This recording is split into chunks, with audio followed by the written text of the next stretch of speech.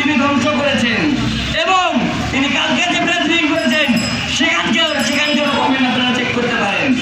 আমি একাই যদি বলি যে হ্যাঁ আমি ভুল করেছি, তাহলে এই কমেন্ট সেকশনের লোকগুলোকে আমার ভাড়া করা, ওনার হচ্ছে পোস্টের কমেন্ট করা লোকগুলোকে ভাড়া করা, বা ওনার রিয়েক্টে হা করাগুলোকে ভাড়া করা, নাকি বর্তারা উনি আমার অ্যাকাউন্টে বর্তারা কমেন্ট করায়। তো তার বিরুদ্ধে আমি কি বলবো? তিনি আমাকে বলায় কি টাকা পয়সা দ্বারা তুমি সমাধান করো। আরে বাবা আমার মাকে বেড়াই দে, তোর কোনো বিচার চাই না। আমার মাকে বেড়াই দে, তোর কোনো আমি বিচার চাই না। আমার মা এখন ফোরগ্রেড ক্যান্সারে আক্রান্ত আছে। তো আমার মাকে ফোরগ্রেড ক্যান্সারে আক্রান্ত রেখে আমাকে ভাই টাকার অফার দেয় তারা। তো তাদের টাকাকে আমি ধিক্কার জানাইছি জন্যই তিনি প্রেস মিটিং করেছেন এবং প্রেস মিটিং এর কমেন্ট সেকশন আপনারা চেক করে করতে পারবেন মানুষের মন্তব্য করে কেন।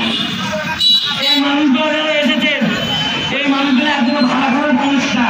এখানে সিঙ্গাপুরে গেছে এরা আসেন নাই, এরা আসছেন এদের নিজের পরিবার এবং আমাদের পরিবার, সবার পরিবার যেন সুরক্ষিত সুস্থ চিকিৎসা পায়।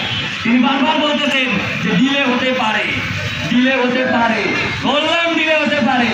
একজন মানুষকে ওনার হিসেবে 1.5 মাস নিয়ে গেছে, আমার হিসেবে আরো বেশি। উনি প্রত্যেক ব্যক্তি যদি নিজের 1.5 মাস পর আসতে হবে, 1.5 মাস পরে আসতে হয়, তাহলে উনি কেন? আমি বললাম ওনার চিকিৎসা করছি, আর অন্য একজন 2 দিন চিকিৎসা করছে, উনি 3rd গ্রেডের ডক্টর, ওনার মতো ডক্টর উনি চলেন নাই। তাহলে উনি কেন ধরতে পারলো না যে হচ্ছে আমার মায়ের ব্রেন টিউমার?